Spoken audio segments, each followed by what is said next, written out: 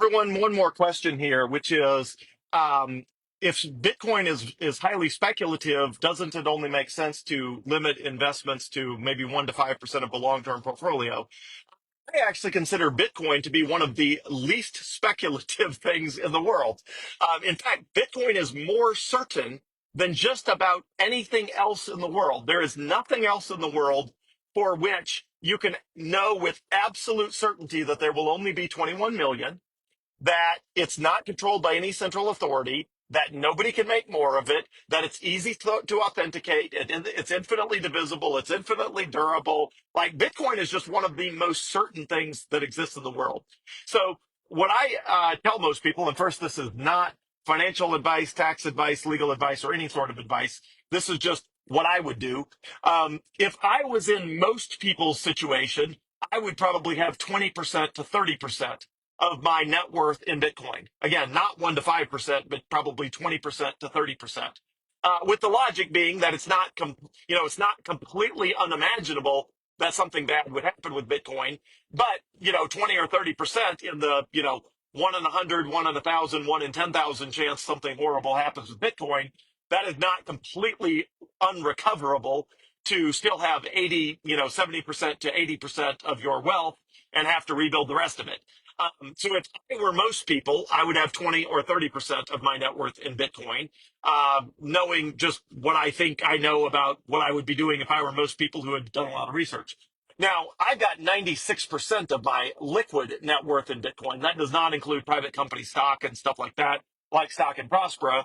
But I got 96% of my liquid net worth. So I'm obviously way, way, way, way, way, way, way higher than 20% or 30%. And even for average people, I would say, I mean, 1% to 5% is super low. Again, even for the average people I know who have studied Bitcoin a lot, they're getting into that probably 20% to 30% range, relatively quickly. And again, because Bitcoin only feels super speculative if you haven't researched it a ton.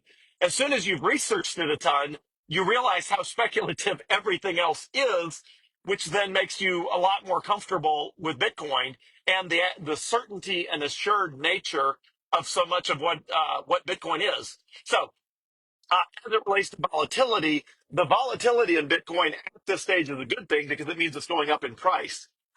As adoption spreads around the world, the volatility will go down, but so will the upside.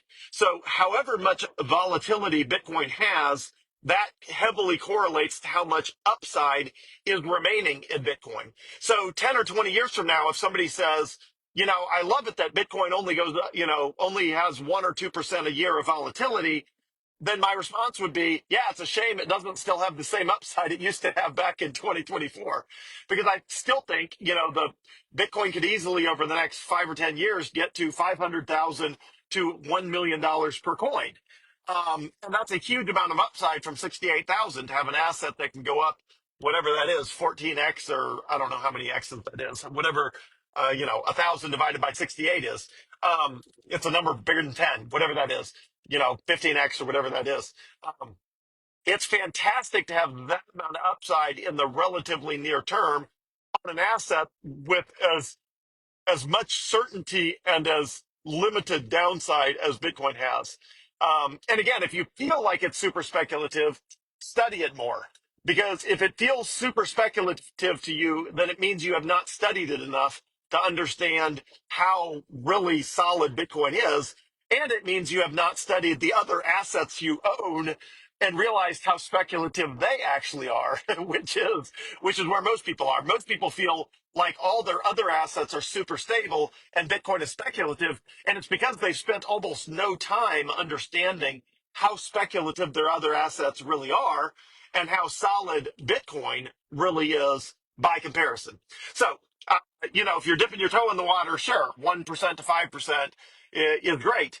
If you're serious about Bitcoin, 20% to 30% seems a lot more serious and still in the range of reasonable for most people, in my opinion.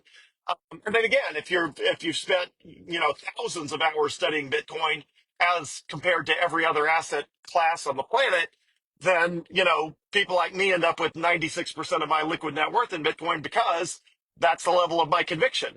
But admittedly, most people don't have thousands of hours to study Bitcoin.